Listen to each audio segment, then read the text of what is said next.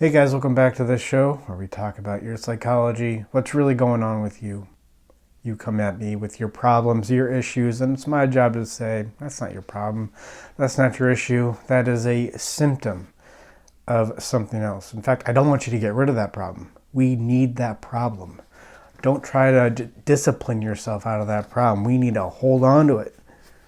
Keep that problem. Let's create a better relationship with it so we can figure out truly what's going on with you on an unconscious level. Because, if you could you have that problem. If you could change it, then you would simply change it. You wouldn't need to reach out to a therapist or concern yourself with psychology at all. You would simply discipline yourself out of it, and right? And that would solve it. But you can't do that. So by definition, there's a psychological issue there. And one way we can look at our symptoms is to look at the drugs we use. And what do these drugs mean about us? Did a video a couple weeks ago on what our favorite porn means about us. And it did pretty well. It's a pretty clickbaity title. But I got a suggestion from a listener to do what our favorite drug, what our drug of choice says about us, what this symptom that we experience, what this indicates about who we are and what we need to work through. Right? This is awareness. Our symptoms, our psychological symptoms, our incontinence, our drugs that we use, the porn that we watch, these are lenses into our psyche. So let's look at what they mean. The first one, stimulant or some kind of amphetamine. Adderall, I think this is probably, or cocaine, What do these do? What do I always say? These have a very similar effect on your body, on your brain that anger does. It's dopamine, depending on the stimulant or the amphetamine. It's adrenals.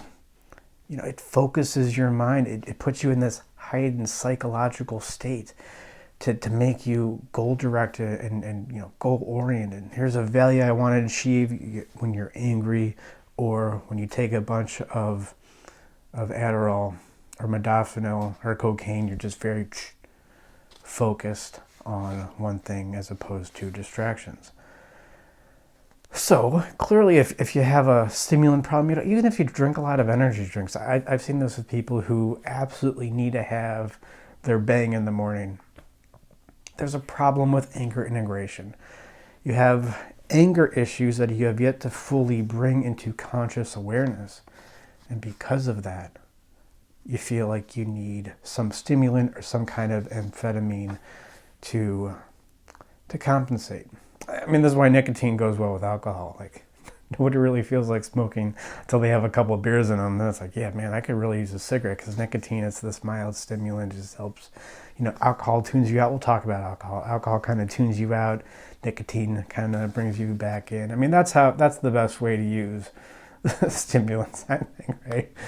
Of course, you can't just use a stimulant. You gotta use something to help balance out the stimulant. So nicotine goes well with alcohol. And then I talked about, I was on Adderall for a while. Doctors prescribed it for me in my early 20s, and I got to the point where I had to throw it out. I didn't say, I need anger integration. What I felt like I needed at the time, I was grasping at these concepts that I felt etherically, but I couldn't conceptually wrap my mind around it at the time. I felt like I needed masculinity. I thought, I'm going to throw away this Adderall, and to replace this, I can't just get rid of the Adderall. I remember saying something to the effect of, to replace this, I need masculinity, anger integration, healthy anger integration, healthy animus, let's say. So that's stimulants, amphetamines, benzodiazepines. This is Klonopin, Xanax, I think, are the two most famous ones. Valium. In fact, Klonopin, is that a technically a benzo? I forget. Valium, Xanax, those kinds of drugs. This is more for generalized anxiety, I find. I'm basing my suppositions here. I'm basing my thoughts on these different drugs on what the drug is and what I know about the chemicals that the drugs give your brain, and what those chemicals mean, or what the compensation of those chemicals mean about your psychology. But I'm also basing this on, I worked in drug rehab for a while. That's how I got my start in this field. So I have a lot of experience, right, being around people who are addicts. So I base off of, what I can infer from what they tell me. Anyways, benzodiazepines, this is anxiety, of course. It helps manage anxiety. I think this is a specific kind of anxiety, or not specific as the case may be. This is generalized anxiety, which seems to me usually comes from a failure to address a fundamental issue in your life. Some conflict. That's really what it is. Some conflict. Yes, you have generalized anxiety. That's the symptom. But the conflict there is, right. The main issue there, is some conflict that you have. So, for example, you have these values, but the job, your job, just classic example, every 80s movie, how many movies in the 80s were called For the Love of the Money, right? So you have this work that provides for you well, but there's some conflict there. There's some moral conflict you have with the work. You kind of push it outside your consciousness because you're like, oh, it's not that big deal. Look at all this money I'm making. It's no big deal. You rationalize it in a bunch of different ways. But that conflict remains and this builds, and people like that start, needing anxiety. Maybe panic disorder, anxiety, that's usually where that comes from. That panic, that's another healthy symptom. Well, let's not get rid of the panic. Let's not cover it up with benzodiazepines. I understand if you need to use these drugs for acute, some kind of panic disorder, I think that can be really helpful. But, again, that works like Dumbo's magic feather, right? People take, go out with their Xanax, and then they don't have a panic attack as long as they have their Xanax with them. Well, what's really going on, right? So, there's usually some conflict there. Or you present yourself as this open and nice and generous person, but you've cut out your sister from your life. It's these kinds of issues that generally, in my experience, have given rise to overuse or just reliance on. This isn't about addiction or abuse or however we define that, just reliance on benzodiazepines, anxiolytics. And then opiates. What do opiates do? Well, it's very similar to oxytocin, which is that feel-good chemical. You're wrapped in a flannel blanket. You have like popcorn with butter, like caramel on it. You have some goody treats, and you're talking with you're watching something, nourishing on the television on Netflix. You are having like a conversation in a ski lodge. You have your hot cocoa. You're sitting around a fire having a heartfelt conversation with your sister in the ski lodge. That's oxytocin. And it's very important, which isn't technically a neurotransmitter. I think it's a protein actually, but it mimics a neurotransmitter, and we need that, right? It's very important to have that chemical for our brain's development, especially when we're children. But there is this sense of, as good as it feels, of course, to eat caramel popcorn while you're watching Netflix, wrapped in a flannel blanket, as good as that feels, if you do that all weekend, you start to feel, just like you want to rip your hair out, right? Because it's tuned out, and maybe it's nourishing, but too much of that, and that's the problem. You're tuned out. So typically, what I'm getting at is these oxytocin kind of being around mommy, especially when you're an infant, this ever-present, ever-benevolent caregiver that immediately gets all your needs met before you can even think about it.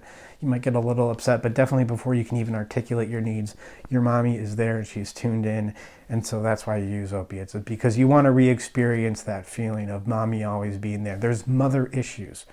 There's, in effect, needs, again, a deep-seated needs in your life that have gone unmet. And it worked for a while, and you could turn the other way, but it builds up, and eventually you get to the point where you get a back injury or a hip injury like I had, and they were happily still gave me a bunch of opiates to use. They probably did a background check on me and realized I don't have issues with that or haven't. They're pretty strict about that in California. But, they gave me a huge, they didn't just give me 1 or 2 to get me through the day. They gave me 50, I think. Something like that. Right, okay, so then you injure your hip at jiu-jitsu, and then you're like, oh, you take a tramadol, and like, oh, this feels, ooh, I've been missing this. Where have you been all my life? You get that kind of feeling because there's this lack of development of your inner mommy, your anima, right? Anima integration. Usually has something to do with emotional needs there. Okay, then psilocybin, or I would say any kind of psychedelic. I would speak mostly to psilocybin because that's the one I've used the most. And to this, I would say this is if you find yourself having to use this, and again, there's no problem with any of these drugs. Again, I need to say that. It's all in how you use them. But if you feel a certain pull to one drug or another, I noticed this when I read the Motley Crue book, The Dirt. I guess there was a Netflix show about it I never watched, but Motley Crue, great band. Not the second greatest band of all time, behind Guns N' Roses, of course. But something I noticed when I read that book, back when it came out, I think 2005, is the different members of the band had different drug proclivities. Mick Mars, he was the alcoholic. Nikki Sixx, pretty much everything, but I think mostly heroin. Vince Neil, he liked the ladies. Women are a drug. Sex can be a drug as well. And then Tommy Lee, I don't know, just he's addicted to being a pig. Being a pig who has sweet hair. But I noticed that when I was reading the book. So I guess what I'm trying to say is, none of these drugs are bad necessarily. I'm not trying to give that impression, but if you feel yourself pulled to one of these drugs as opposed to another one of these drugs, and again, this is just food for thought, something that may indicate a truth about you that you were previously unaware of. So psilocybin, psychedelics in general, this is difficulty. I will say it concretely, it's difficulty remembering your dreams. Either you don't think they're important, or you lack some kind of depth, or you lack perhaps some spirituality, and I do really mean, I literally mean that term spirituality, a relationship with what you would consider to be a spiritual phenomenon in your life. That doesn't mean supernatural. People often just mistake that with supernatural. I don't mean supernatural. Some spiritual phenomenon, some idea, some concept, some value, something that is incredibly tangible, one of the most tangible things in your life, yet you can't touch it. That's what I mean by spirit. So, I find guys who are drawn to this, like the Tim Ferriss types, like just these nerds who are very, concrete bound, guys like Tim Ferriss, half of their hard drive on their computers is probably just Excel files of them tracking stuff and them tracking their macros. I don't know. I can understand how that's helpful, but you're compensating for that through the use of psychedelics is to create this relationship with your unconscious, because I think that's what psychedelics do. It's a waking dream state. A dream is a psychedelic state. And because you don't remember your dreams, you don't think they matter. And of course, how do you remember your dreams? Side note is you write them down. How do you remember to write them down? Well, just go on your computer and create a Word document that says Fred's dreams, or whatever your name is. And this is going to prompt you to remember your dreams. And then you come and write them down. And if there's a part of the dream where you kind of remember, you're like, oh, whatever, I'm just not going to write that down. No, you write that down. You at least write down every possible fact you can from the dream. You don't have to analyze the dream. I'm not even sure that's so important. I mean, the more I do this, don't even have to analyze the dream. Just write down the facts. What happened in the dream? Now then you can go on to take what happened in the dream. Once you get good at that, then what are your associations with what you saw in the dream? What are your associations? How did you feel when, let's say, that person showed up in your dream? And then you can get into that. But I think that's why we turn to psilocybin and psychedelics in general, is because we're just kind of lacking this relationship with spirit. We can't sit still. Like they do the experiments on Gen Zers. Had they have them go without their smartphone for 25 minutes, and by minute 23 they're freaking out. Yeah, guys like that are going to get a lot from psychedelics. It's a waking dream state. It's a way to have access to various levels of your unconscious, like you would in a dream, when you were to sleep in a dream, but in a waking state. Okay, and then cannabis. I don't know, like there's different strains of cannabis. I mean, in general, my point about this, I don't know if this says anything about you, but when we think of potheads, we think of the dude with the Bob Marley poster, and he's like, hey, do relax, whatever that guy's name is from Dazed and Confused. That kind of guy. And we're like, oh, that's the kind of guy who becomes a pothead. No, that's what pot turns you into. The kind of guy who becomes a pothead, in my experience, is typically incredibly wound up. Is very wound up, like a coiled spring. That's what somebody said about Charles Bronson. Like a coiled spring, but not in a healthy way. In a wound up, you gotta get things right, this hyper-vigilant state. Pot can help relieve the stress of that. So, typically with potheads, you get these type A overachievers, overachiever indication of you achieve to make up for what you perceive to be some lack within yourself. I'm not good enough, therefore I need to achieve. I don't know, that's just, because there's a cultural representation of potheads. In my experience working with, not that people typically have a problem with, that's not what gets them into rehab typically, right? In fact, I've never seen it. But not that it can't be a problem, but it can ruin your life, not in an acute way. That's all. Yeah, so that's just my take on it. Maybe that's really not a full point there, but okay. And then finally, alcohol. What does your alcohol use mean about you? It's anxiety, right? It's interesting. So alcohol is a depressant, but it makes people feel elated. Well, why is that? That doesn't make any sense. And this has often been used as a justification for, if you do feel elated when you drink alcohol, then that's a sign that you're going to have an alcohol problem. And it's treated as this something with your brain that gives you this proclivity for alcohol abuse or alcoholism. And that's not true at all. The reason why you feel elated, the reason why you may have, in fact, an increase in dopamine in your brain when you drink a depressant like alcohol is alcohol. It represses anxiety. That's the thing with alcohol, is it doesn't repress like Xanax. That'll just take you out.